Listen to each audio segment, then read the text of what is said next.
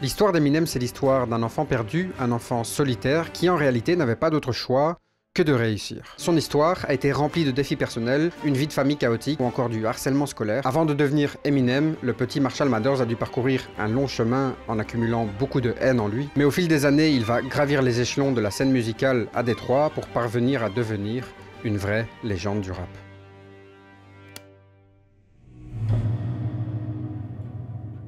Tout commence à Saint-Joseph, une petite ville dans l'état du Missouri, aux États-Unis, et au cours des années 1960, cet endroit était le berceau de l'industrie. Les usines étaient en pleine production et la ville était le symbole de la puissance industrielle. Mais derrière cette façade du succès, cet endroit a commencé à ressentir un déclin économique et surtout social. La montée du chômage et la crise économique ont alors frappé durement la ville, et en parallèle, la ville atteint un taux de criminalité très haut. C'est dans ce contexte qu'au cours de l'année 1969, un certain Marshall Bruce Mathers Jr., qu'on va appeler Bruce dans cette histoire, va faire la rencontre de Deborah Nelson, aussi appelée Debbie. Au moment de leur rencontre, Bruce a 22 ans et Debbie 15 ans. Ils se sont donc très rapidement mis en couple avant de se marier quelques mois plus tard. Au moment de leur union, Bruce était un jeune musicien qui travaillait comme assistant de maintenance dans une entreprise, mais malheureusement, la plupart du temps, ils n'arriveront pas à payer leur loyer, ce qui les forcera à déménager régulièrement. Bon, finalement, ils vont finir par s'installer à Kansas City, dans le Missouri, avant que 2 ans plus tard, Deborah finisse par tomber enceinte de son premier enfant. L'accouchement va durer 3 jours, donc 72 heures pendant lesquelles Deborah échappera de peu à la mort. C'est comme ça que finalement, un soir d'octobre, le 17 octobre plus précisément, elle donnera naissance à un petit garçon. Cet enfant, ils vont décider de l'appeler Marshall Bruce Mathers III. Marshall est donc né à Saint-Joseph, un petit village terni par l'instabilité, et malgré qu'il avait un enfant, le père de Marshall, Bruce, aimait sortir, s'amuser et voir d'autres filles. Ce qui évidemment rendra folle de jalousie Deborah, la mère de Marshall, parce qu'elle était alors non seulement trompée, mais aussi tout le temps seule avec son fils de quelques mois. Bref, tout ça pour dire que la situation familiale de Marshall n'est pas aussi simple qu'on pourrait le croire. Leur vie de famille était très instable et comme l'argent manquait constamment, ils déménageaient tout le temps. La relation entre les deux parents devient alors plus que compliquée, ils se séparent et se réconcilient une bonne dizaine de fois. Quand Marshall Mathers a un peu plus d'1 an, son père décide que finalement, une vie de famille, un enfant, changer des couches et tout ça, c'est pas trop son délire. Du coup, il s'en va, en divorçant évidemment de sa femme et en abandonnant son fils. Et tout comme sa mère Deborah, qui elle aussi avait été abandonnée par son père, Marshall Mathers entre lui aussi dans ce cycle de l'abandon. Et à partir de là, Deborah devra élever son fils toute seule. La relation entre Marshall et sa mère était tout sauf simple,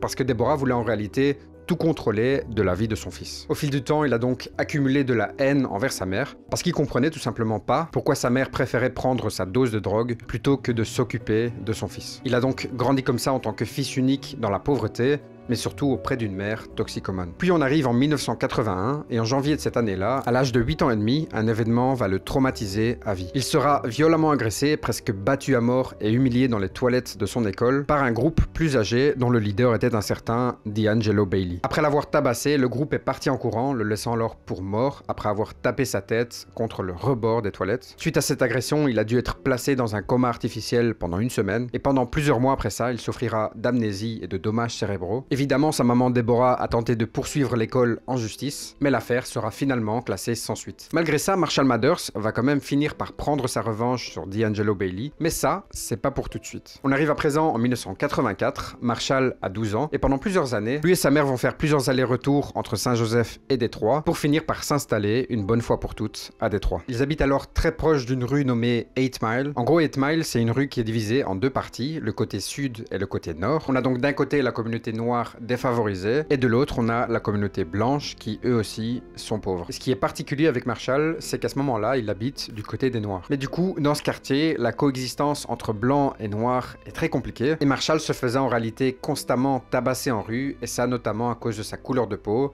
mais aussi de sa petite taille. C'était un enfant timide et solitaire qui n'avait pas beaucoup d'amis et qui tentait de survivre comme il pouvait. Donc malheureusement, il était aussi une proie facile pour les tyrans qui se baladaient dans les écoles et dans les rues de Détroit. C'est aussi environ à ce moment-là qu'il sera diagnostiqué comme souffrant de troubles bipolaires et de troubles compulsifs. Et jusqu'à l'âge de 16 ans environ, il a continué à subir du harcèlement. Du coup, pour se sortir de cette situation, il a commencé à faire des séances de musculation et petit à petit, ses agresseurs ont fini par se calmer. À ce moment de sa vie, alors qu'il vivait une relation très compliqué avec sa mère, il essaiera de prendre contact avec son père, Mais rien n'y fait, son père ne veut rien avoir à faire à lui. Mais heureusement, en dehors de ses parents, Marshall aura aussi 2 demi-frères et une demi-sœur. Son premier frère Nathan est né en 1986, quand Marshall avait 14 ans. Nathan est le fils biologique de la mère de Marshall, un fils qu'elle aura avec l'une de ses nombreuses relations. Et tout au long de sa vie, Marshall a pris ce rôle de grand frère à cœur, en s'occupant de Nathan comme une figure paternelle. Du coup, quand Nathan a été placé en famille d'accueil à l'âge de 8 ans, Marshall a essayé à plusieurs reprises avant de réussir à obtenir la garde légale de son demi-frère. Et quelques années plus tard, Nathan va se mettre à la musique en s'inspirant d'un certain Eminem. Après Nathan, il y a aussi eu Michael, le fils adoptif de Deborah, ce qui peut paraître assez bizarre parce qu'elle avait déjà du mal à s'occuper de ses fils biologiques. Finalement, Marshall a aussi une demi-sœur qui est la plus jeune d'entre eux. Elle s'appelle Alaina. Elle a 21 ans de moins que Marshall et elle aussi est sa sœur adoptive. Tout comme ses demi-frères, Marshall a adopté Alaina quand elle était toute petite et l'a élevée comme sa propre fille. Bref, tout ça pour en venir au fait que l'enfance d'Eminem a été extrêmement compliquée. Et heureusement pour nous, il a réussi à retourner cette situation pour en faire une force et pour devenir l'un des plus grands rappeurs, voire même l'un des plus grands musiciens que cette terre ait connu.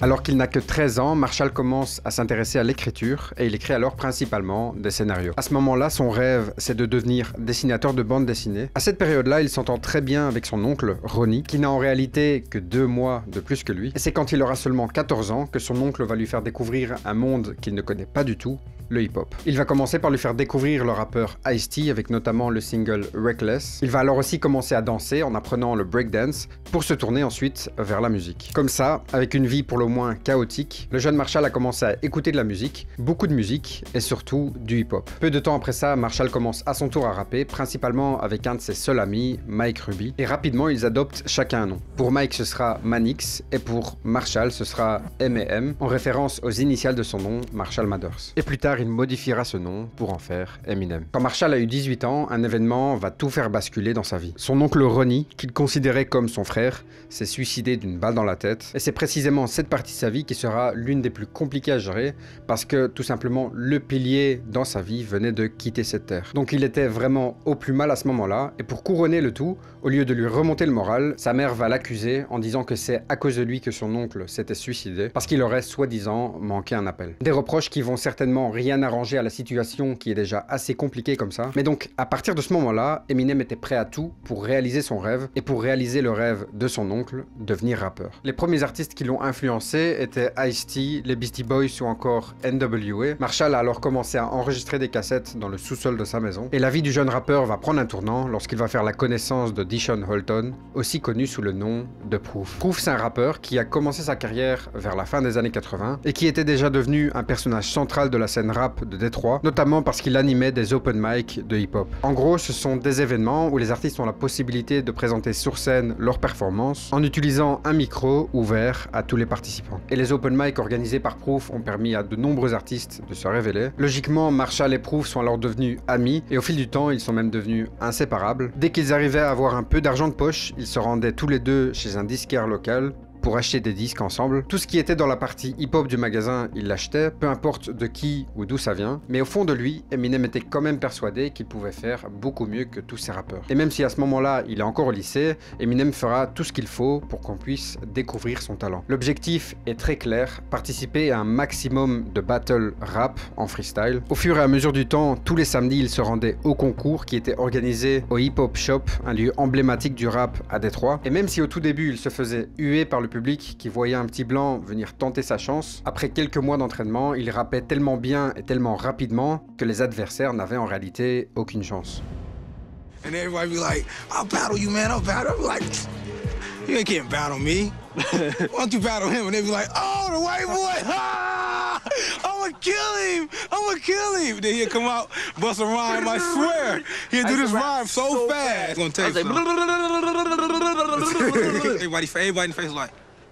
Proof a donc largement aidé Eminem à s'intégrer et à se faire respecter dans une communauté principalement noire. Mais bon, Il ne faut pas se voiler la face, sa couleur de peau restait un sérieux handicap. Et il allait devoir faire ses marques avant de pouvoir être traité comme les autres artistes. Mais au fur et à mesure du temps, en se rendant semaine après semaine au concours, il a commencé petit à petit à gagner la reconnaissance du public hip-hop underground. Et quand il plongeait dans l'écriture de ses textes, son but était de maximiser le temps qu'on lui donnait en rappant le plus rapidement possible. Mais évidemment en veillant à ce que chaque parole ait un sens. Le but d'Eminem n'était donc pas simplement de faire une bonne performance, lui ce qu'il voulait c'était vraiment les étonner. C'est donc dans ces concours qu'il a commencé à se forger une réputation solide sur la scène musicale locale. Et même si au début ses paroles n'avaient pas beaucoup de sens, cet exercice a aidé Eminem à pratiquer et à affiner son art.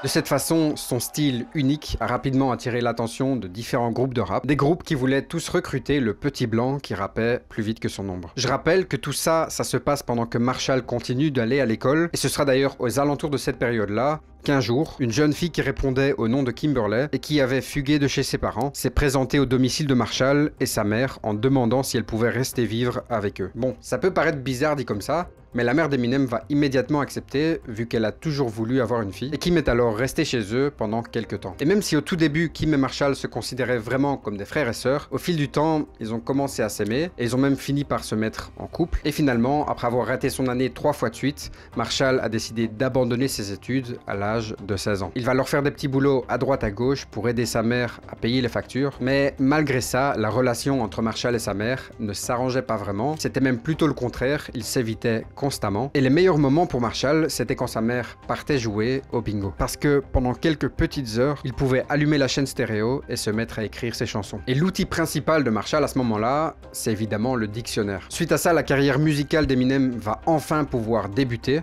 officiellement, parce que cette année-là, il décide de former un groupe avec un DJ. Le groupe s'appelle New Jacks et ensemble, ils enregistreront une démo en 1988.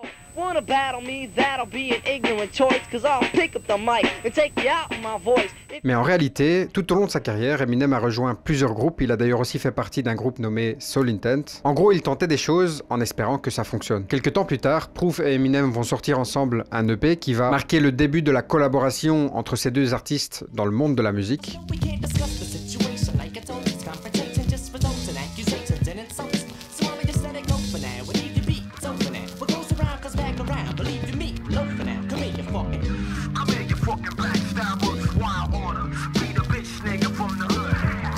Donc suite à ce succès, Eminem et Proof vont s'associer à 4 autres rappeurs pour former un groupe de 6 rappeurs nommé D12. Le groupe sortira un EP nommé The Underground seulement un an après leur création. Et le nom même du groupe, D12, s'est inspiré d'un film. Le film c'est The Dirty Dozen, les 12 salopards en français. Et ça parce que même si officiellement ils ne sont que 6 membres, chacun d'entre eux a aussi créé un alter ego. Et celui d'Eminem est Slim Shady, un nom qui deviendra très important dans le futur de sa carrière. Un an après la sortie de cet EP, Eminem va alors sauter le pas et sortir son tout premier album solo, Infinite. Mais évidemment, ça ne va pas fonctionner immédiatement, ce serait trop beau pour être vrai. Et donc à la sortie de son premier album, Eminem ne rencontrera pas le succès commercial espéré, vu que l'album s'est écoulé à seulement 1000 exemplaires. Donc même si l'album objectivement est de bonne qualité, les DJ présents à Détroit à ce moment-là vont énormément critiquer son album en disant qu'il y a une trop grande ressemblance de flow avec d'autres rappeurs de l'époque, en soulignant aussi que son album était un peu trop gentil, qu'il manquait de second degré. Ces critiques vont alors pousser Eminem à ajouter une partie bien plus sombre de sa personnalité dans sa musique. Entre-temps, la vie personnelle d'Eminem avait évolué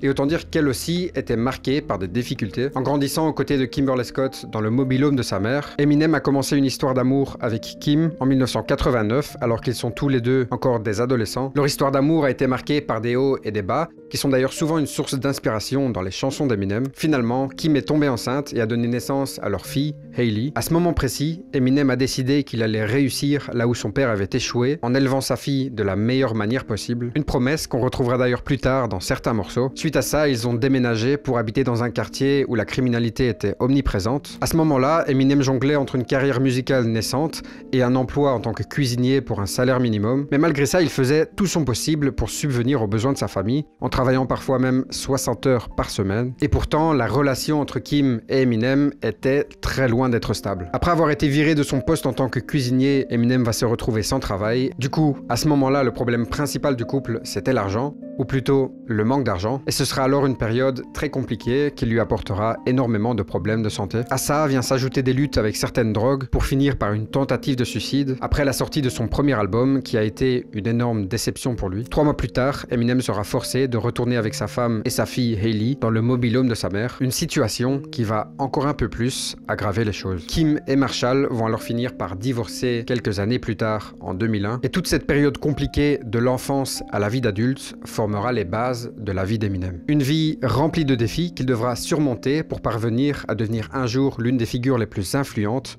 de l'industrie musicale.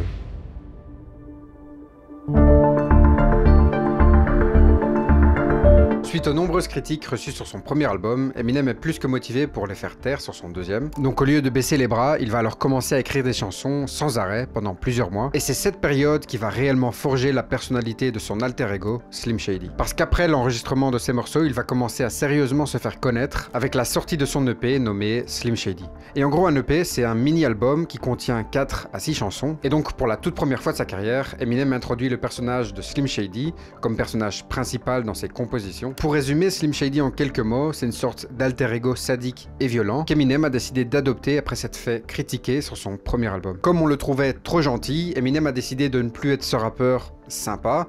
Et croyez-moi, Slim Shady est tout sauf sympa. Parce que c'est le gars brutal et totalement honnête sur sa vie. Un personnage qui expose une personnalité qui fait parfois froid dans le dos, en se présentant comme un loser avec des problèmes d'instabilité mentale et des dépendances notamment à l'alcool. Dans cette EP, le personnage de Slim Shady lui permet d'exprimer sa colère à travers des paroles sur la drogue, le viol et le meurtre. Mais ce projet explore aussi d'autres thèmes comme la pauvreté et les problèmes familiaux. Et ça, tout en répondant aux critiques reçues sur son premier album. Ces paroles s'éloignent donc nettement de celles sur son premier projet et sont beaucoup plus violentes. Mais grâce à ce projet, Eminem a surtout développé sa façon de raconter des histoires. Il ne fait plus seulement rimer des mots les uns avec les autres, mais cette fois il y donne un vrai sens. Dans un des morceaux sur l'album, il évoque sa consommation de drogue et son comportement irresponsable. Okay, while we coming out in the open, I'm doing acid, air smack, walking, smoking, then. My name is Marshall Mathers, I'm an alcoholic. I have a disease and they don't know what to call it. Better hide your wallet, cause I'm coming up quick to strip your cash. Bought a ticket to your concert, to come and whip your... Cette chanson est clairement une déclaration de sa dépendance aux drogues. À ce moment de sa vie, Eminem a réalisé que ses ambitions musicales étaient en fait la seule option pour échapper à sa triste vie. Et donc, contrairement à son premier album, cette EP va logiquement attirer l'attention de la scène underground. Mais évidemment, ça ira beaucoup plus loin que ça. Peu de temps après ça, Eminem se rend à Los Angeles pour participer au Rap Olympics, une compétition annuelle de rap battle à l'échelle du pays. Il va alors terminer 2e au classement, mais cette performance lui permet de présenter son travail au PDG d'Interscope Records. Et ça va attirer l'attention d'un autre producteur qui est aussi rappeur et docteur, Dr. Dre. À cette période-là, Dr. Dre était déjà devenu l'une des figures les plus influentes du monde du hip-hop, et ça en tant que rappeur, producteur et entrepreneur, mais surtout avec son groupe NWA, dont les paroles ont défini une nouvelle ère pour le rap. Après avoir écouté l'EP d'Eminem, Dr. Dre va immédiatement décider de le signer dans son label, et ça en ne sachant même pas qu'il s'agit d'un rappeur blanc. I was over Jimmy Iovine's house, and he played me a demo of Eminem, and it was just like, man, give me that, I gotta have that. I didn't even know he was a white cat at that time. Et même si beaucoup de rappeurs de l'époque critiquaient Dr. Dre pour avoir fait signer un rappeur blanc, en découvrant le talent qu'avait Eminem, il n'a pas hésité une seule seconde. Et du côté d'Eminem, à cette époque, cette collaboration avec l'un des plus gros producteurs de rap de tous les temps était tout simplement un rêve devenu réalité. They was like, we got a meeting with some doctor. I don't know, he calls himself Dr. Dre. I'm like, stop it. Stop. Suite à cette rencontre, Dr. Dre va travailler avec Eminem pour faire de son EP un réel album, et Dr. Dre a alors immédiatement pris le rôle du mentor en fournissant à Eminem une plateforme pour exprimer sa créativité, et en se rendant au studio d'enregistrement, la magie a immédiatement opéré. Dr. Dre proposait des mélodies à Eminem qui s'en inspirait pour écrire les paroles. C'est comme ça qu'en l'espace de quelques minutes, des chefs-d'œuvre sont nés. The first thing that we did was Hi, My Name Is. I had already prepared a sample that I thought he would sound great on. Immediately after I put it on, he just went, Hi, my name is... My name is Slim Shady. My name is... Et même si dans cet album, Eminem utilise le personnage de Slim Shady pour raconter ses histoires complètement folles, certaines personnes vont l'accuser d'être trop violent. Et le morceau qui fera le plus parler, c'est celui dans lequel Dr. Dre et Eminem représentent un ange et un démon. avec Eminem en tant que démon bien sûr. Dans ce morceau, Slim Shady encourage un homme à assassiner sa femme et son amant, tandis que Dr. Dre essaie de le raisonner. Et c'est un son dans lequel les paroles sont tellement absurdes qu'elles peuvent parfois être considérées comme humoristiques pour certaines personnes, en tout cas si on voit ça comme une fiction. Calm down, relax, start breathing. Start breathing, man. You just caught your wife cheating. While you at work, she's with some dude trying to get off. Forget getting divorced. Cut this chicken's head off. Wait, what if there's a good explanation for this? What? She tripped, fell, landed on his... Alright, Shady, maybe he's right, Grady. But think about the baby before you get all crazy. Autant dire qu'à partir de là, Eminem n'a plus aucune limite dans ses paroles. Et logiquement, il sera forcé de placer le logo Parental Advisory sur sa pochette d'album à cause de la violence de ses paroles, et le rappeur devra s'expliquer devant les médias. Il dira alors qu'il faut voir en son album un divertissement comme un film d'horreur avec une touche humoristique, mais malgré toutes les critiques qu'il va se prendre, l'album restera l'un des plus populaires de cette année-là, parce que même si ce qu'il raconte est effrayant, il arrive à trouver un phrasé parfait pour faire ressortir l'horreur et l'humour noir de ses paroles. D'ailleurs, avec la création de ce projet, en plus du rap et du hip-hop, Eminem va classer sa musique dans un autre genre musical, celui du horrorcore, un genre musical dérivé du hip-hop, basé sur des thèmes inspirés par les films d'horreur. Mais comme je l'ai évoqué, cet album contient d'autres thèmes que la violence, notamment la pauvreté et le désespoir. Il s'inspire alors évidemment de son expérience personnelle, comme dans le morceau Rock Bottom.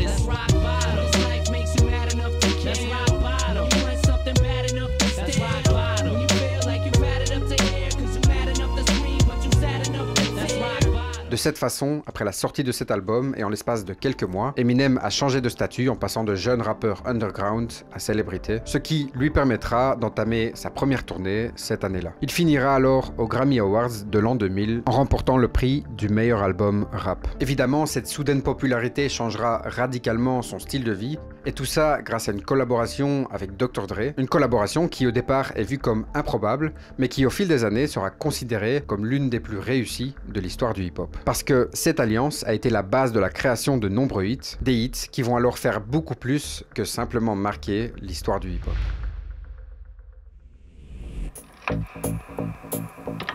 En parallèle à sa collaboration avec Dr. Dre, Eminem va aussi collaborer avec un autre rappeur qui est originaire de Détroit, il s'appelle Royce. Ce rappeur, Eminem l'a rencontré lors d'un concert d'Usher, et les deux musiciens sont rapidement devenus amis avant qu'Eminem devienne mondialement célèbre. Mais donc ils ont fondé un groupe ensemble qu'ils ont décidé d'appeler Bad Meets Evil, qui en gros veut dire « le mal rencontre le mal ». Ils ont donc fait leur début avec la sortie du double single Nothing to Do et Scary Movies, qui a d'ailleurs été présenté sur la bande originale du film d'horreur Scary Movie.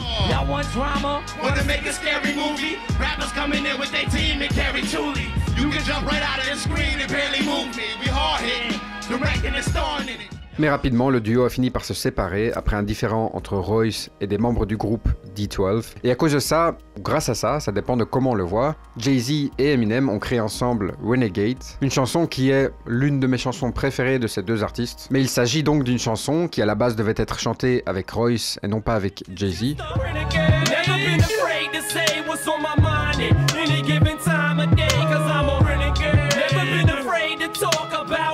Et puis en approchant de l'année 2000, Eminem cherchait encore un peu plus à élargir son impact sur l'industrie musicale. À cette époque, Eminem cherchait une personne de confiance pour gérer ses affaires. C'est comme ça qu'il a fait la connaissance de Paul Rosenberg, un avocat et manager qui travaillait déjà dans l'industrie du divertissement. Cette collaboration va lui permettre de partir en tournée avec Dr. Dre, qui est désormais devenu son ami, mais aussi avec d'autres artistes comme Snoop Dogg et Ice Cube. Et il faut savoir que suite au succès de l'album d'Eminem, le label Interscope Records a décidé de le récompenser en lui accordant le droit de créer son propre label, et Eminem va alors s'associer avec son agent pour créer Shady Records. Et le tout premier artiste à signer sur ce label, c'est évidemment le meilleur ami d'Eminem, Proof, parce qu'à l'époque, les membres du groupe D12 s'étaient promis que si l'un d'entre eux réussissait dans l'industrie musicale, ils feraient tout pour aider les autres. Et c'est ce qu'Eminem a fait en signant tous les artistes du groupe D12. C'est comme ça qu'en juin 2001, avec l'aide de Dr. Dre, le groupe va sortir son premier album, un album dans lequel on retrouve le style unique d'Eminem, avec des thèmes qui à la base ne sont pas forcément joyeux, mais en les abordant d'une façon humoristique et toujours avec un vocabulaire assez vulgaire. En réalité, Eminem avait toujours cherché une façon de pouvoir lancer son groupe, et la création de son label était du coup une opportunité en or. Shady Records va donc non seulement permettre au groupe de créer son premier album, mais surtout, l'album culminera à la première place en vendant près de 400 000 exemplaires au cours de la première semaine, et Eminem va encore un petit peu plus entrer dans l'histoire du hip-hop au cours de l'an 2000. On est le 23 mai 2000 quand Eminem entre officiellement dans la cour des grands en sortant un troisième album. Un album qui deviendra au fil du temps un classique du hip-hop, de Marshall Mathers LP. Et pendant la première semaine après sa sortie, l'album se vendra à presque 2 millions d'exemplaires, rien qu'aux États-Unis. Mais cet album ira beaucoup plus loin que le domaine du hip-hop en battant le record en tant qu'artiste solo. Et du coup en passant devant Baby One More Time de Britney Spears. Et du coup l'album fera aussi ses débuts en tant que numéro 1 au Billboard où il y restera pendant 8 semaines. Il finira même par être nominé aux Grammy Awards 2001. Whoa. Mr. Controversy, Eminem. Eminem, yes! I want to thank Paul Rosenberg, Jimmy Iovine, Dr. Dre, of course, once again.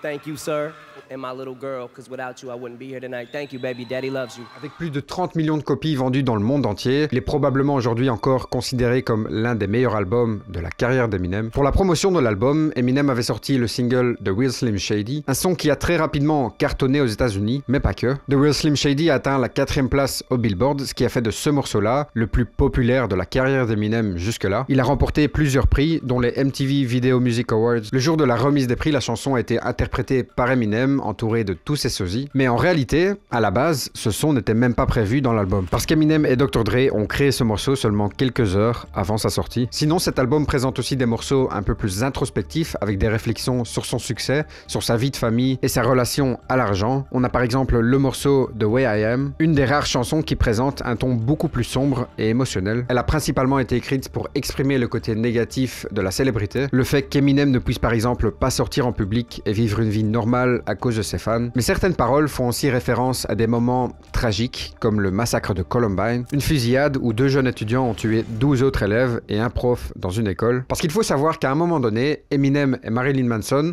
ont été accusés d'être l'une des causes du massacre de ce lycée, à cause de leurs paroles violentes. When a dude's getting bullied in shoots up at school and they blame it on Maryland. And the heroin, where were the parents at? And look where it's at, middle America. Now it's a tragedy, now it's so sad to see an upper class city having this happiness. Then attack Eminem cause I rap this way. Évidemment, Eminem, ça reste Eminem, il parle aussi toujours de drogue dans cet album, et donc comme toujours, la majorité de ses chansons vont faire polémique. Et avec des morceaux comme Kill You ou Criminal, il répond à tous ceux qui l'ont critiqué pour sa vulgarité.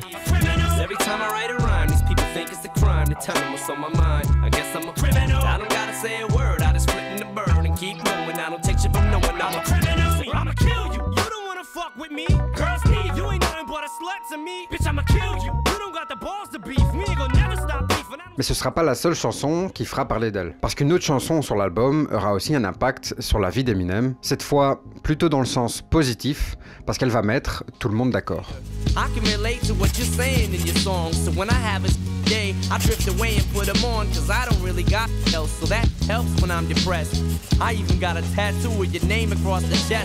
La chanson Stan est une chanson à part dans le répertoire d'Eminem. Ce morceau, sorti en 2000 en tant que 3e single de son album, a été créé par Eminem en collaboration avec Dido, une chanteuse anglaise. Et pour écrire les paroles de ce morceau, Eminem s'est forcément inspiré de la chanson Thank You créée par Dido.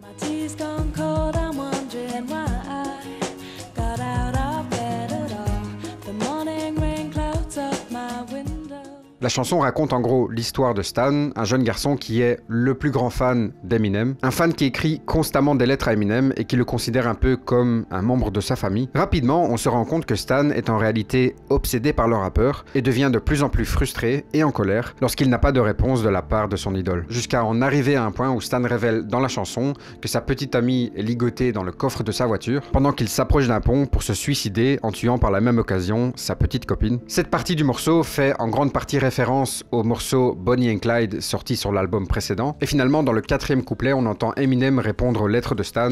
Dear Stan, I meant to write you sooner, but I've just been busy. You said your girlfriend's pregnant now. How far along is she? Look, I'm really flattered you would call your daughter that. And here's an autograph for your brother.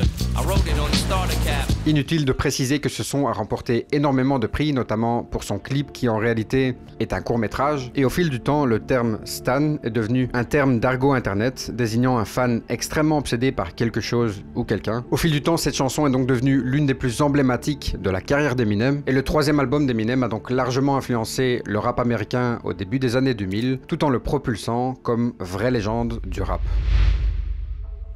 En 2002, ça fait presque 2 ans qu'Eminem n'a plus rien sorti en solo. Il décide alors de faire son retour le 28 mai de cette année en publiant son 4e album studio, The Eminem Show. L'album a été enregistré dans un contexte plutôt difficile de la vie d'Eminem, parce qu'il a été produit pendant une période où l'artiste faisait face à énormément d'accusations, surtout par rapport à son comportement violent, mais tout ça, ça n'affecte en aucun cas la qualité de son travail. Comme à son habitude, Eminem sort un premier single qui fera beaucoup parler. Cette fois, de par son humour, la chanson se présente comme la suite de The Real Slim Shady et annonce essentiellement son retour pour sauver le monde. Et l'histoire tourne autour d'un enfant qui achète l'album d'Eminem et on se rend compte alors qu'Eminem et Dr. Dre tentent de sauver ce garçon en l'empêchant d'écouter cet album. Il adopte aussi une vision un peu plus sérieuse avec des sons comme Cleaning Out My Closet. Enregistré en 2001, ce 2e single parle principalement de l'enfance compliquée qu'il a vécue et le titre de la chanson veut littéralement dire nettoyer mon placard, une expression qui est souvent utilisée pour dire de faire face à son passé, de faire le tri dans sa vie. Ce morceau, classé dans la catégorie rap hardcore, aborde donc plusieurs thèmes de sa vie personnelle et une grande partie des paroles de la chanson sont dédiées à Deborah, la mère d'Eminem, qu'il critique ouvertement pour l'enfance difficile qu'elle lui a fait subir. Une enfance marquée par la pauvreté, le divorce de ses parents et des expériences traumatisantes à l'école. Évidemment, il va aussi critiquer son père pour l'avoir abandonné alors qu'il était encore qu'un enfant.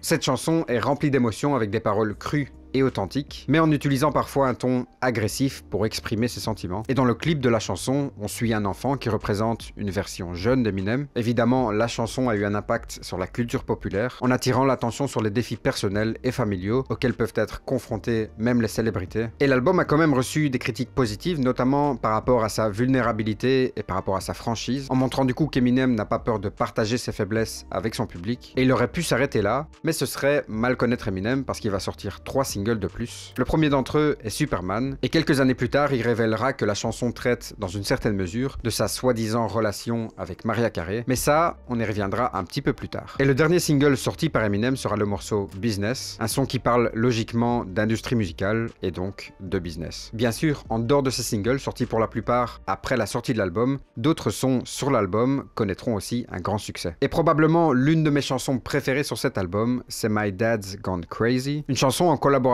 avec sa fille dans laquelle il explique les difficultés d'être père tout en étant une célébrité. Mais au lieu de prendre ça au premier degré, il va utiliser un ton humoristique avec sa fille en arrière-plan qui n'arrête pas de répéter que son père est devenu fou.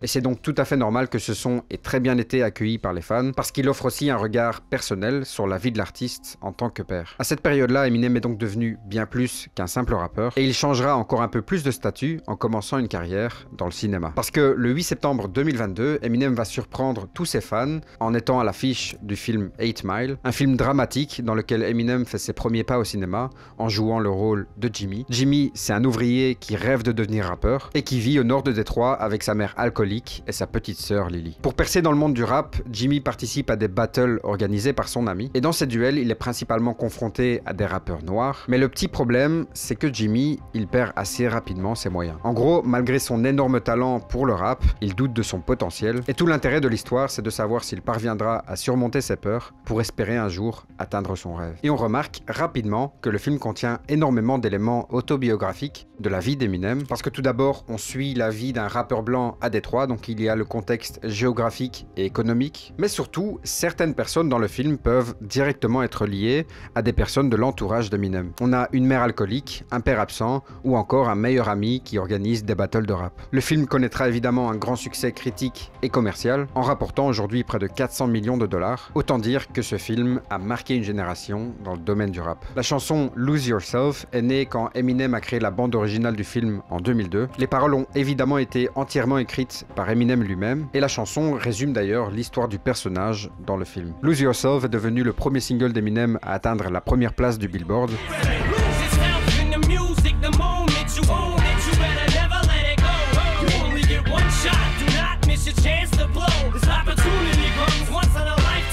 Donc Donc à ce moment-là, ce morceau était considéré comme le meilleur de la carrière d'Eminem. Elle va d'ailleurs remporter l'Oscar de la meilleure chanson originale, devenant comme ça la première chanson hip-hop à remporter ce prix. Elle gagnera aussi évidemment des Grammy Awards et Lose Yourself deviendra la chanson la plus écoutée des années 2000 sur Spotify. Et ce qui est particulier avec cette chanson, c'est qu'elle a été écrite sur le plateau de tournage du film, des notes qui ont d'ailleurs été vendues à 10 000 $ sur eBay et qui aujourd'hui valent probablement beaucoup plus que ça. Finalement, après ça, Eminem ne perdra pas de temps et il commencera directement à travailler sur un prochain album. Et vers la fin de l'année 2004, il dévoilera son premier single, Just Lose It. En tant que single principal de l'album, la chanson se moque de plusieurs musiciens tels que MC Hammer, Madonna et bien d'autres, mais elle va surtout attirer l'attention par rapport aux paroles et à la parodie de Michael Jackson.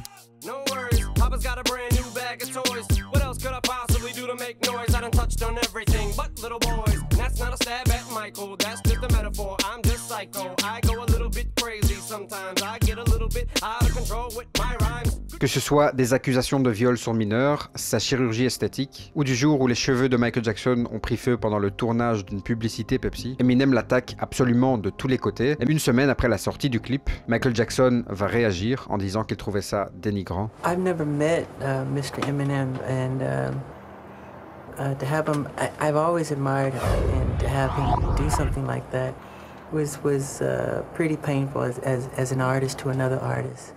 And it's sad. I just don't want to say too much more than that.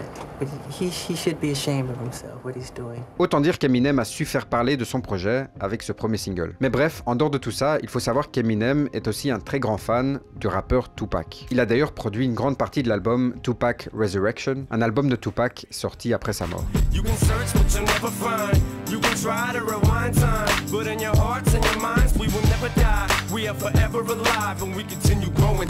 One day at a time. Comme Eminem était un grand fan de Tupac, il va s'inspirer de ses chansons pour créer le morceau Mosh, une chanson qu'il va publier peu de temps avant la sortie de son nouvel album. La chanson sera le deuxième single de l'album, mais elle va surtout faire parler d'elle pour le message qu'elle transmet. Cette chanson est sortie pendant la campagne électorale aux États-Unis et elle s'attaque ouvertement au président de l'époque, George Bush. Le clip présente Eminem comme un puissant personnage rebelle qui chante pour mobiliser les gens qui en ont assez du président.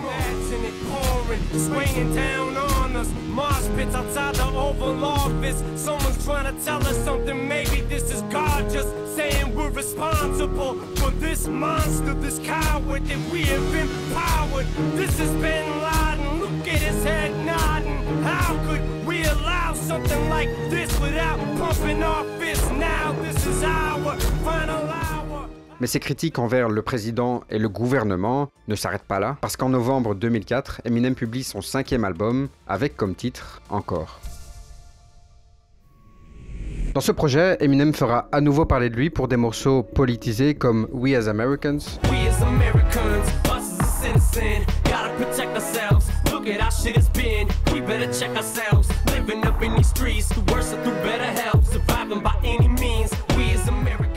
Et tout comme dans Mosh, dans cette chanson aussi, il critique violemment la politique du président. Mais ces déclarations n'ont pas seulement suscité un débat public, parce que ces paroles seront même considérées par les services secrets américains comme des menaces de mort envers le président. Cette histoire ira donc tellement loin qu'Eminem finira par être mis sous surveillance par les services secrets américains. Cette année-là, Eminem va aussi créer sa propre station de radio nommée Shade 45. Il s'agit bien évidemment d'une radio hip-hop, mais en version non censurée. Et sinon, en parallèle à tout ça, le groupe de rap d'Eminem, D12, fait un retour remarqué avec son deuxième album studio D12 World. Cet album sera moins centré sur Eminem et offre beaucoup plus de place aux autres membres du groupe. Le groupe va alors aussi commencer à collaborer avec d'autres grands producteurs comme évidemment Dr. Dre, mais aussi Kanye West. Et le premier single remporte un succès mondial en se hissant en tête des classements dans plusieurs pays. Ce morceau-là aborde avec autodérision la popularité d'Eminem et son impact sur le reste du groupe. En ce qui concerne l'album solo d'Eminem, il sortira un 3e single en collaboration avec 50 Cent et Dr. Dre. Mais ce morceau passera quasiment inaperçu à côté du prochain single, Like Toy Soldiers.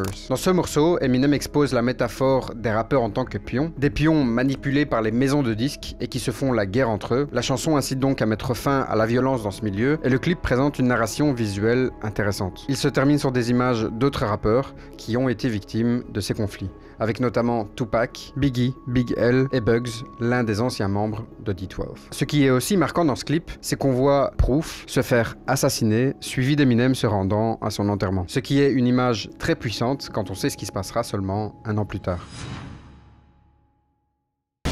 Rapper Deshaun Holton, better known as Proof, one of the founders of the rap group D12 and a close friend of sometime D12 member Eminem, was shot and killed at a Detroit nightclub. He was 32 years old.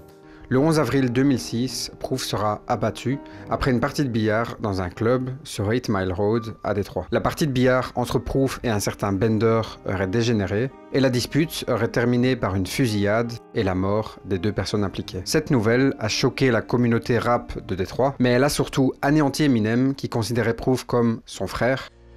I went through a really rough time with that. Yeah. You know, I mean, it hit us all, you know, everyone in the group. I mean, there was so many people that love Proof, you know what I mean? Just, me particularly took it was rough. Pour continuer sur l'album d'Eminem, il va encore sortir 2 singles, l'un d'entre eux est Mockingbird. Dans ce morceau, une fois de plus, Eminem aborde sa relation complexe avec sa fille et les défis qu'il rencontre avec son ex-femme, Kim.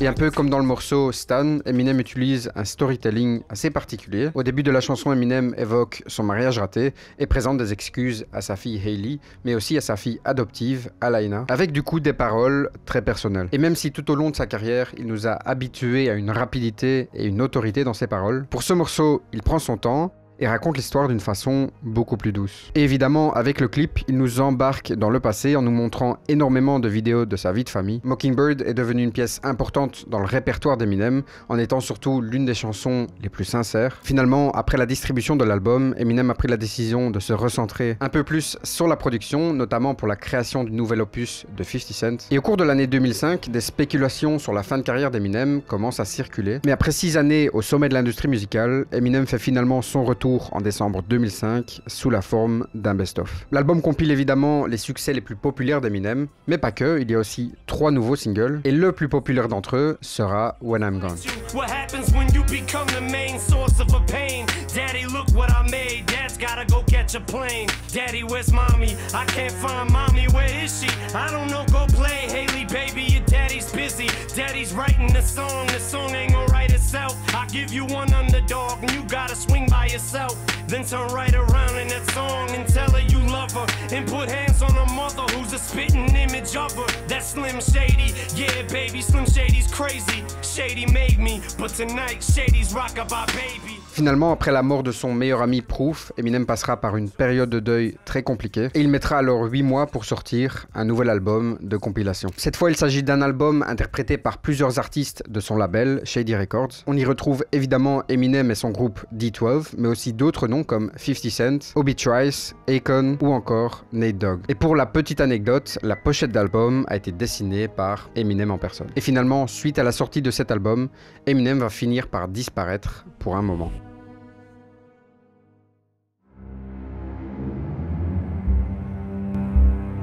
On est en janvier 2008 quand Eminem est hospitalisé dans un établissement à Détroit. Cette hospitalisation est due à des problèmes cardiaques suite à une pneumonie et ça fait suite à sa retraite de la scène musicale depuis près de 2 ans. Après la mort de Proof, Eminem a fait une dépression et a pris beaucoup de poids. Et en décembre de la même année, Eminem annonce la sortie de son nouvel album intitulé Relapse. Un album particulier qui se distingue largement des autres. Parce que même s'il est souvent éclipsé par ses classiques précédents, à mon goût, il mériterait beaucoup plus de reconnaissance. C'est un projet qui va à l'encontre de l'humour provocateur habituel d'Eminem pour laisser place à des thèmes plus sombres. En même temps, Eminem revient d'une période de deuil, donc ce serait pas forcément authentique de revenir en faisant des blagues. Et cet album peut en réalité presque être considéré comme un album concept. Et donc, même si on assiste au retour du personnage Slim Shady, dans sa globalité, l'album a un ton beaucoup plus sombre, beaucoup plus obscur. Dans le morceau suivant, Eminem rappe du point de vue d'un tueur en série qui remet en question sa propre santé mentale en parlant de ses meurtres.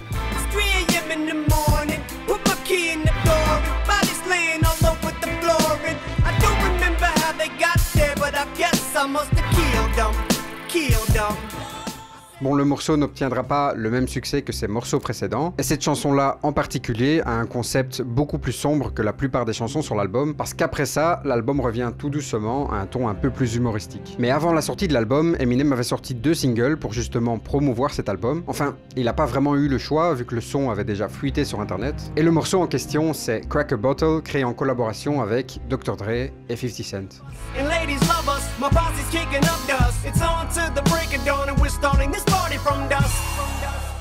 Suite à la création de cette chanson, une grande amitié va naître entre 50 Cent et Eminem. Et en plus d'être son ami, 50 Cent le considère comme le meilleur rappeur. Hip-hop is black music, without question. And unfortunately for some people, it's tough to accept that you got a white artist that does it better than black artists. It is what it is. You know, and you could put either one, you could get whoever you feel like is the best black artist and stand them face to face in a room with him and he will eat that alive. Le second single d'Eminem qui sortira est We Made You. Le style musical de ce morceau est entraînant et contient énormément d'éléments pop, mais comme souvent avec les singles, Eminem ne peut s'empêcher de faire parler de lui, et cette fois encore, ce sera le cas, parce que le titre va faire polémique à cause de ses attaques envers des célébrités comme Kim Kardashian et Lindsay Lohan.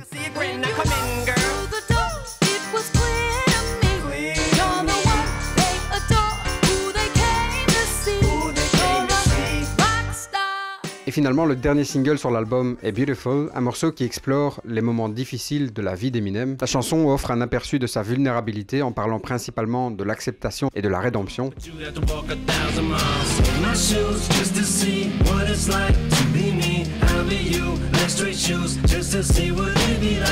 Finalement, Relapse sera quand même considéré comme un échec commercial parce que ce sera l'album le moins vendu sous le label de Dr. Dre. En 2010, Eminem revient sur le devant de la scène pour la promotion de son nouvel album Recovery, un 7e album qui fait directement suite à Relapse. Et pour cet album, Eminem va encore un peu plus élargir son univers en collaborant avec des artistes comme Pink, Rihanna et Lil Wayne. Le thème de l'album tourne autour de ses émotions et des changements positifs dans sa vie, et le premier single de Recovery deviendra l'une des chansons les plus populaires d'Eminem.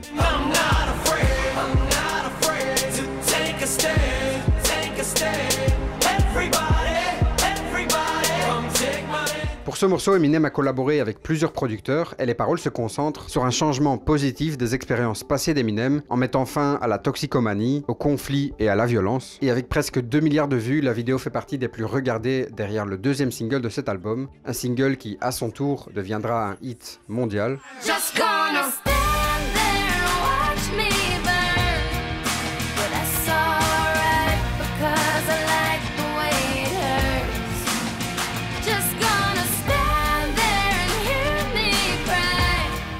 Si aujourd'hui la plupart d'entre nous connaissent cette chanson comme étant l'une des meilleures chansons de l'année 2010, on ne connaît pas forcément toute l'histoire derrière cette chanson. Et l'histoire de ce morceau commence en réalité en 2009 à New York. À ce moment-là, une chanteuse connue sous le nom de Skylar Grey tente de percer dans l'industrie musicale. Elle se met alors à rencontrer des producteurs pour tenter de passer un cap dans sa carrière. Et c'est là que pour agrandir son répertoire, elle va commencer à écrire et enregistrer des chansons. Et la toute première de ces chansons sera une chanson sur la relation qu'elle entretient avec l'industrie musicale. Tu l'as deviné, il s'agit évidemment de la chanson Love the Way You Lie.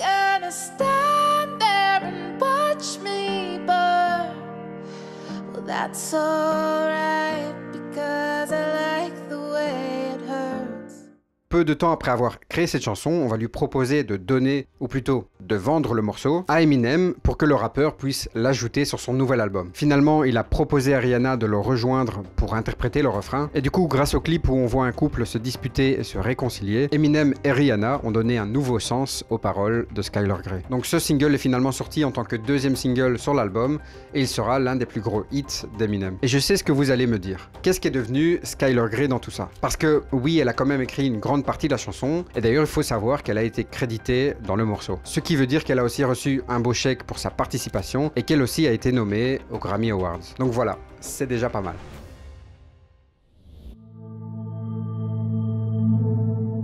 Tout Tout au long de sa carrière, Eminem s'est spécialisé dans un type de chanson, ce qu'on appelle aujourd'hui les diss tracks. Un diss track, c'est une abréviation pour disrespectful track, qui veut littéralement dire un morceau irrespectueux. Et dans ce genre de morceau, l'artiste critique ouvertement une personne spécifique, et les diss tracks d'Eminem peuvent soit propulser, soit briser les carrières des personnes concernées. Mais évidemment, Eminem, il n'est pas comme les autres, il ne va pas s'attaquer qu'aux musiciens, il va commencer d'ailleurs par attaquer sa propre mère, et ça sur plusieurs morceaux. Quand Eminem a eu 15 ans, sa mère a commencé à le menacer de le jeter dehors s'il n'aidait pas à payer les factures. Autant dire qu'à ce moment-là, ils ne s'entendaient pas très bien, et les tensions entre Eminem et sa mère sont devenues publiques quand il a sorti la chanson My Name Is. Dans ce morceau, il affirme que sa mère était une toxicomane. 99% of my life I was lied to. I just found out my mom does more than I do. Et le petit problème, c'est que peu de temps après la sortie de la chanson, et à une époque où la mère d'Eminem, Deborah, n'avait quasiment plus d'argent en poche, elle a décidé de poursuivre son fils en justice pour diffamation en lui réclamant 10 millions de dollars. L'équipe d'Eminem a alors répondu en disant que sa musique ne reflétait que la réalité. Et comme on peut s'en douter, Eminem va s'inspirer de cette situation pour créer d'autres paroles. Au début de l'année 2000, alors qu'Eminem était en plein procès avec sa mère, il va sortir un nouvel album. Un album sur lequel il s'attaquait encore une fois à sa mère, et cette fois par rapport à sa plainte.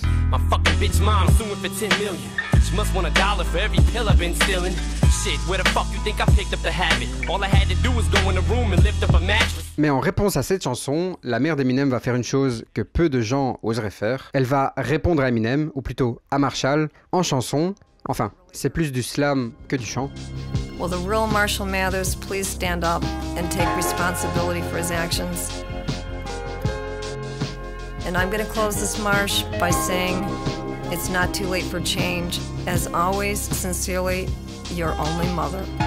Un morceau dans lequel elle demande du coup à son fils de calmer les choses. Et un peu plus tard, elle va d'ailleurs diminuer sa demande de 10 millions à 2 millions de dollars. Même si, à mon avis, ses avocats ont dû lui dire qu'elle n'allait jamais obtenir ces 10 millions. Évidemment, malgré qu'elle ait diminué sa demande, Eminem n'était pas du tout d'accord. Lui, ce qu'il voulait, c'est ne pas lui verser un seul centime. Et en voyant qu'elle n'allait pas gagner énormément d'argent avec ce procès, Deborah a décidé de récupérer cet argent autrement, notamment en sortant un livre dans lequel elle parle de son fils. Finalement, en août 2001, le procès viendra à sa conclusion et Deborah parviendra quand même à obtenir 25 000 $ de la part d'Eminem, dont 24 000 $ devront être reversés à son avocat. Et c'est donc de cette façon que cette histoire se termine, ou presque. Dans le morceau Cleaning Out My Closet, Eminem s'adresse à sa mère tout en creusant une tombe.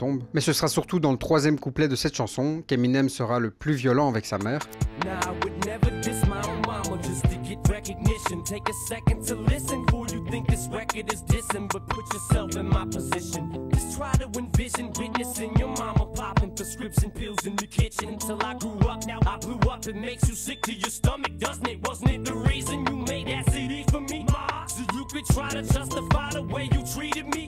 Et donc, suite à cette histoire, Eminem et sa mère ne se parleront plus pendant plusieurs années. Mais malgré ça, Eminem et sa maman finiront plus ou moins par se réconcilier avec une chanson sortie en 2014. I mean, at the end of the day, she's my mother, and I love her because she's my mother. I mean, even though we don't really speak, you know what I mean?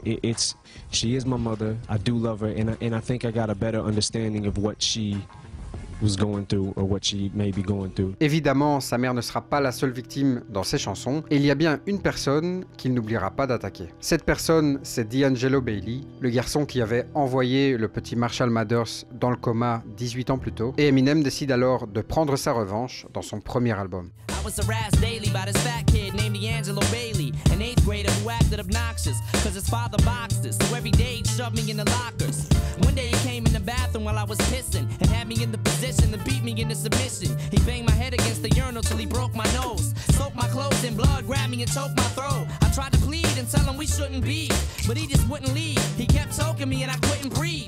L'année suivante, D'Angelo Bailey va admettre les faits avant de changer sa version en décidant bizarrement de porter plainte contre Eminem pour diffamation. Mais finalement, à la fin du procès en 2003, la juge décide de classer l'affaire sans suite, en se permettant même d'écrire quelques rimes dans le rapport du procès. Mais en dehors de ça, Eminem a principalement eu des conflits avec d'autres musiciens, et la liste est longue, très longue. Machine Gun Kelly, Britney Spears, Moby, Amy Winehouse, Jessica Simpson, Michael Jackson, Christina Aguilera. Il s'en est littéralement pris à tout le monde, mais l'histoire la plus connue, c'est probablement celle entre Eminem et Mariah Carey. Au fil des années, Eminem a écrit plusieurs chansons faisant référence à une relation avec la chanteuse de R&B. Mais les différends entre Eminem et Mariah Carey ont en réalité commencé avec une chanson bien particulière, Superman. Un morceau dans lequel il explique que depuis sa célébrité, tout le monde le voit différemment. You know you want me, baby. You know I They call me Superman. I'm here to rescue you. I wanna save you, girl. Come be in Shady's world. Il faut savoir que Mariah Carey avait contacté Eminem tout d'abord parce qu'elle voulait faire un featuring avec lui. Et en réalité, c'était Mariah Carey qui aurait dû être en featuring avec Eminem sur le morceau Superman. Mais finalement, le featuring s'est pas fait et Eminem lui a lancé une petite pique dans la chanson. En seulement 2 phrases, Eminem explique que Mariah Carey aurait voulu l'épouser et il insinue comme ça que pendant l'écriture de cette chanson avec Mariah Carey, il se serait passé un petit peu plus que ce qu'on pourrait croire. Mariah va rapidement nier avoir eu une relation avec Eminem. Pour autant, elle va contre-attaquer, tout d'abord avec un morceau qui parle d'un clown et on imagine donc que c'est d'Eminem qu'elle parle.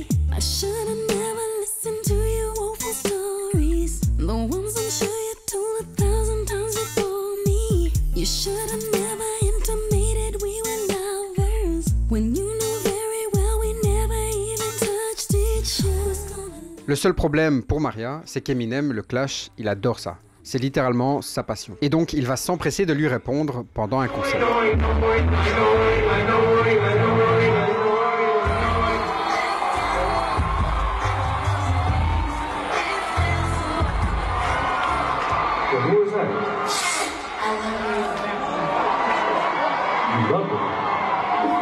Yo, that sounds like Mariah Carey. That's me. I told you to stop following me every motherfucking city we go. It's over between us. Remember you said there was never anything between us? You never flew jets from my house at 5 o'clock in the morning and passed out on my motherfucking kitchen floor. What are you talking about? You know what the fuck I'm talking about. Oh my God, I'm gonna be fucking sick. Voilà. Une belle ambiance. Par la suite, rien ne se passera jusqu'en 2009, parce que cette année-là, Mariah Carey va se mettre en couple avec Nick Cannon, et en voyant ça, Eminem, il ne peut pas s'empêcher de mettre les pieds dans le plat. Mais en plus de ça, il va expliquer que Mariah Carey serait une alcoolique, en évoquant notamment la dépression qu'elle a connue quelques années auparavant.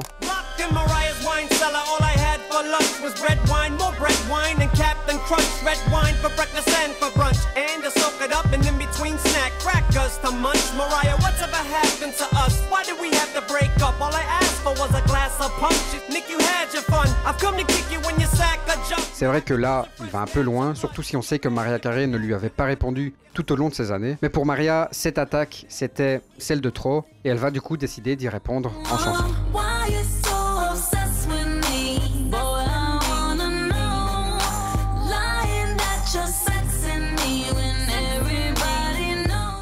Dans le clip, on devine rapidement qui est parodié, et en faisant ça, Mariah Carey, elle compare Eminem à un stan. Le stan qui fait référence à la chanson d'Eminem, donc un fan obsessif qui va beaucoup trop loin. Et seulement 3 semaines plus tard, Eminem va sortir une nouvelle chanson.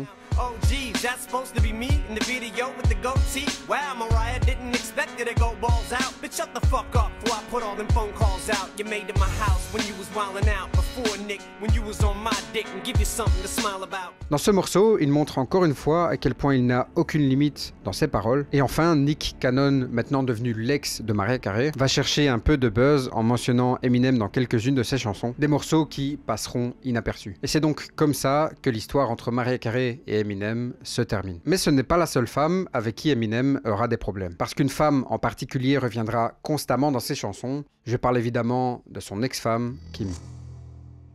Quand Kimberly Scott a emménagé chez Eminem, elle est rapidement devenue son premier amour, avant de se marier 10 ans plus tard. Mais au fil du temps, leur relation deviendra tellement chaotique que dans un de ses morceaux, Eminem décrit un voyage avec sa fille alors qu'il se débarrasse du corps de sa femme.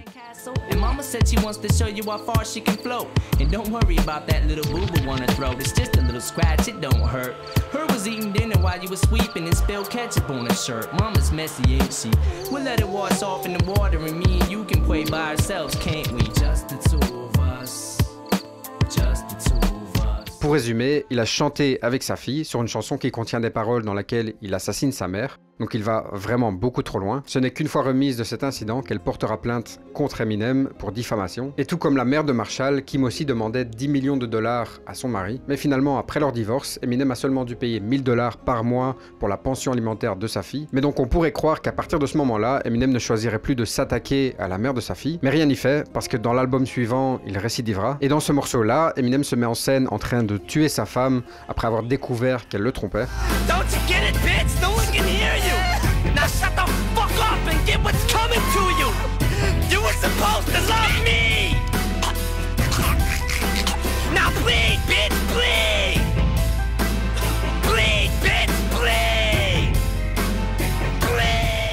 Ce morceau est d'une violence comme j'ai rarement vu, on y ressent bien plus qu'une simple rancœur. Et cette violence envers sa femme dans ses chansons viendrait principalement du fait que Kim aurait trompé Eminem à plusieurs reprises, mais d'après Kim, Eminem aussi l'aurait trompé de nombreuses fois, et la célébrité sera probablement l'épreuve la plus compliquée de leur histoire. Finalement, après un divorce en 2001 avec Kim, ils se sont remariés 5 ans plus tard pour divorcer une bonne fois pour toutes en décembre 2006. Suite à ce deuxième divorce avec Eminem, Kim est restée en dehors des projecteurs, mais elle a longtemps lutté contre la toxicomanie et plusieurs dépressions. Malheureusement, ce ne seront pas les seuls problèmes qu'Eminem rencontrera par rapport à ses relations avec Kim, parce qu'un soir, en se rendant à une soirée, Eminem aurait vu sa femme de l'époque se faire embrasser par un certain John Guerra, et ce jour-là, Eminem a décidé de l'agresser avec une arme à la main. Il sera par la suite interpellé et arrêté par la police. Eminem finira alors par plaider coupable pour avoir frappé l'homme avec une arme à feu, et il sera finalement condamné à 2 ans de prison, mais bénéficiera d'une liberté conditionnelle. Autant dire qu'il s'en sort plutôt bien, parce qu'il risquait quand même 5 ans de prison, une peine de prison qui aurait pu faire dérailler toute sa carrière. Mais sinon, en dehors de sa relation plus que compliquée avec Kim, Eminem aurait aussi fréquenté l'actrice Brittany Murphy pendant les années 2000, une actrice qui joue d'ailleurs à ses côtés dans le film 8 Mile. Mais donc, à part ça et l'histoire avec Mariah Carey qu'il a racontée à travers sa musique,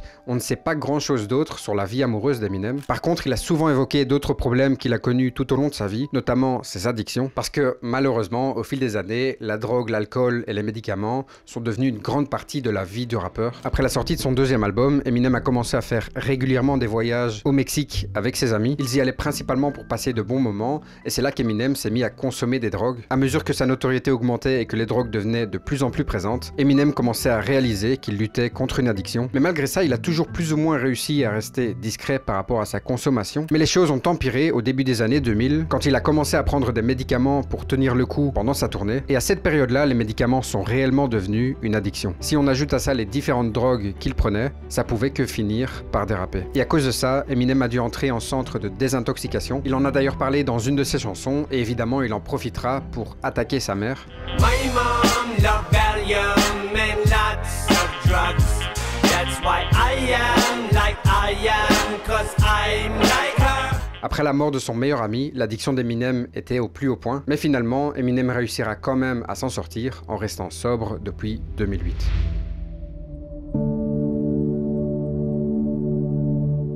En 2010, Eminem a à nouveau commencé à collaborer avec Royce en reformant le groupe Bad Meets Evil. Et donc, après plus d'une décennie, ils ressortent une EP ensemble en juin 2011. Et elle intègre principalement du hip-hop hardcore et de l'horreur. Catch me in my Mercedes, bumping ice ice, baby screaming shady till I die. Like I have a paradise, life's crazy, so I live it till the fullest, till I'm Swayze and you only live it once. From this day forward, I wanna just say thanks, 'cause your hate is what gave me the strength. So let them pics raise, 'cause I came at 5'9", but I feel like I'm 6'8". This one's for you and me, living out our dreams.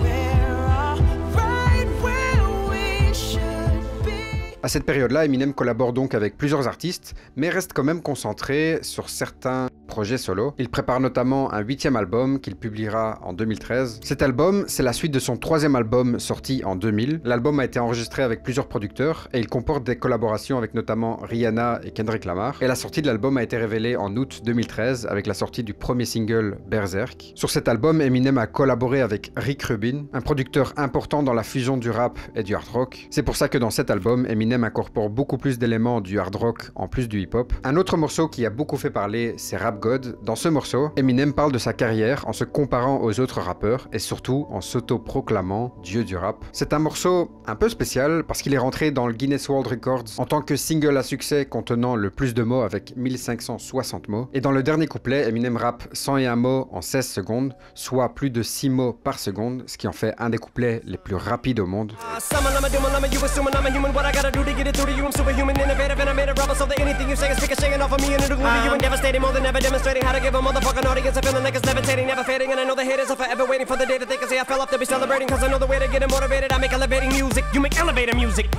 Et 2 semaines plus tard, Eminem sortira un nouveau single. Cette fois, ce sera une chanson sur laquelle Eminem retrouve Rihanna. Et le son décrit Eminem qui réfléchit sur les effets négatifs de sa célébrité.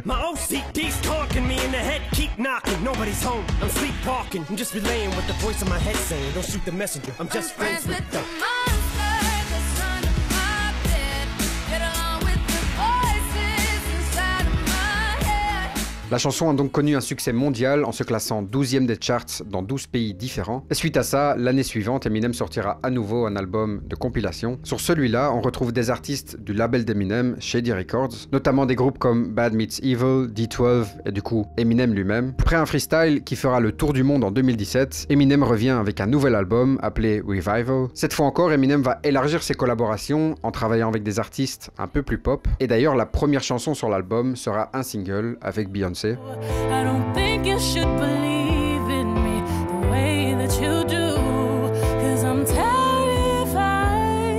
to let you down. Pour l'écriture de cette chanson, Eminem a encore une fois fait appel à Skylar Grey, qui lui a apporté son aide. Pour le second single sur l'album, ce sera celui avec Ed Sheeran nommé River. Le morceau aborde des thèmes tels que les relations et l'infidélité, et la participation d'Ed Sheeran apporte une touche mélodique à la chanson.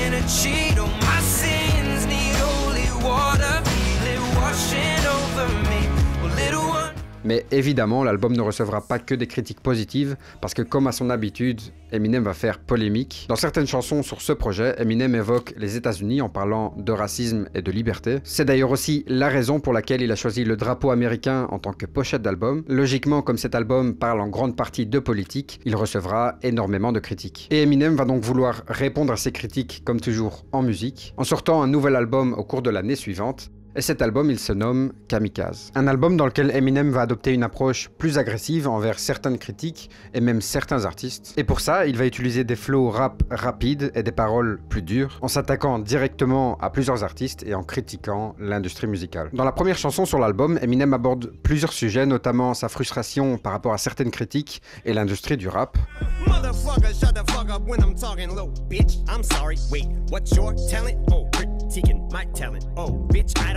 Le dernier single de l'album est aussi très intéressant parce que dans ce son, Eminem et le musicien Joyner Lucas nous proposent une performance lyrique impressionnante.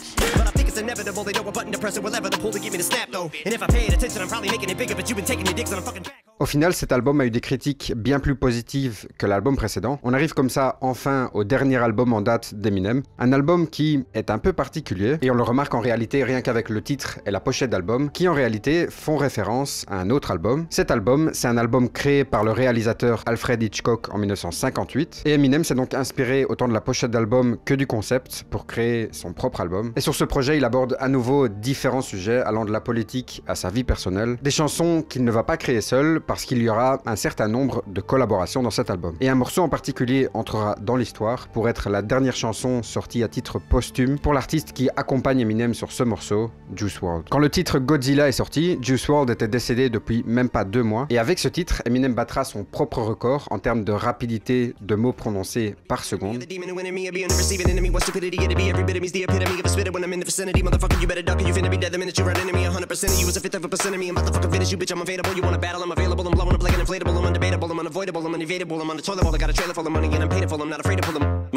Évidemment, Godzilla sera le morceau le plus écouté sur l'album, et plus ou moins comme d'habitude, Eminem sera félicité pour sa façon de rapper, mais critiqué pour le contenu des paroles.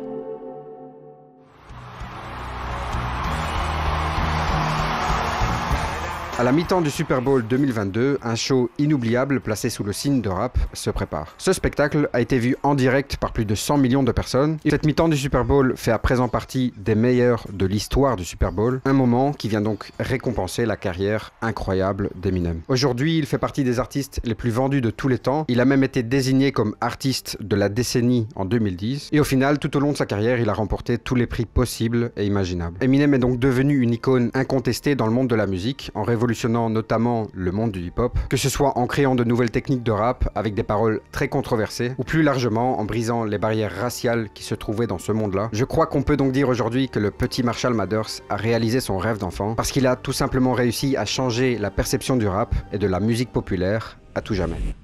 Voilà, j'espère que cette vidéo t'a plu. Si c'est le cas, n'hésite surtout pas à me le faire savoir en mettant un petit j'aime, un commentaire et en t'abonnant à la chaîne. Tu peux évidemment aussi activer la cloche pour être au courant quand je sors une nouvelle vidéo. Ça permet de faire avancer la chaîne, de faire grandir la chaîne.